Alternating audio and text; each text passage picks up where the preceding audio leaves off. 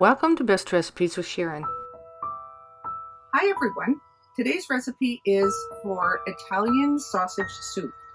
I've made some up today and I'm going to have that for my lunch. You can have it with nachos, you can have it with bread. It's very quick and easy to make, so I'm sure you enjoy that. Stay with me. So this is a really hearty soup. It is very full of flavor. So let's get right to making it. You'll just need a few simple ingredients, and we'll start by peeling the casing off the outside of the sausage. Now I chose a sausage that's sweet Italian sausage or mild Italian sausage, and I don't like to have it too spicy, but you can choose whatever level of spicy sausage you want to have in it. So once you've removed the casing, you take the meat and fry the sausage meat in a frying pan and break it apart with a fork like this. And the sausage will have enough fat in it to fry it up. You don't need to add any extra oils or butter. Then I take one large can of stewed tomatoes, and I used one that had a little bit of Italian herbs and spices already in it. I put it in a blender and I chop it just for a few seconds so that it's not all chunky. Because I'm making a soup with it, I want it to be a little bit on the pureed side. And this will add flavor to your soup, and it will also add a little bit of thickness. And I put it on over a high heat and get it starting to boil. And I do this, stirring it fairly frequently so that it doesn't stick to the bottom. And then I add my vegetables and let it cook in the tomato sauce. And these vegetables are mixed vegetables. They're just frozen mixed vegetables, and I use about a cup. No chopping involved. How easy is that? Turn your heat down to about a medium heat and let it simmer until the vegetables are tender. Don't overcook it. It's best if they're just cooked for about 15 minutes and then add the rest of the ingredients. So then back to the sausage meat, I make sure that it's chopped in smaller chunks. So I'm just breaking it up with a fork like this. And I like it to be in nice sized chunks, but not too big. And I keep turning them over so that they brown nicely on each side. And as you can see, it has enough fat from the meat to fry in. And don't forget to stir your soup every once in a while it's cooking.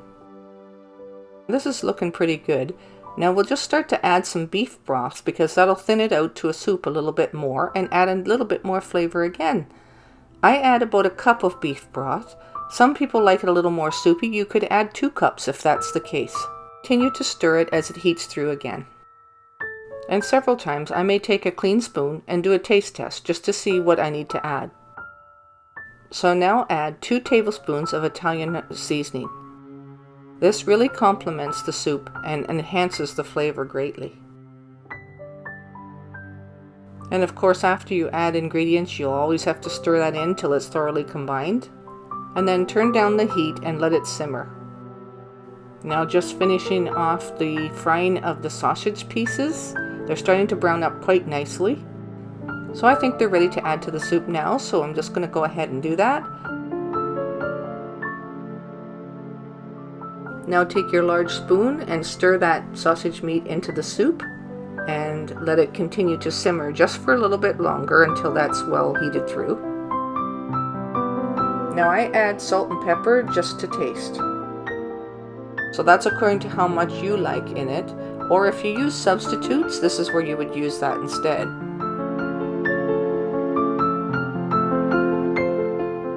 This is quite a large pot, so you need to sprinkle a little bit over the top and then stir it in and taste it. Alright, so the soup is done. Go ahead, serve it up, and enjoy a bowl. And the leftovers from this, if there are any, does keep well in the fridge for a few days.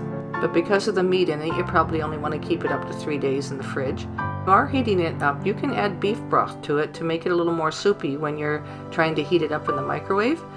So this is quite a flavorful soup for how quick it is to make. Go ahead and make some, and I hope you enjoy. Thanks for watching Best Recipes with Sharon.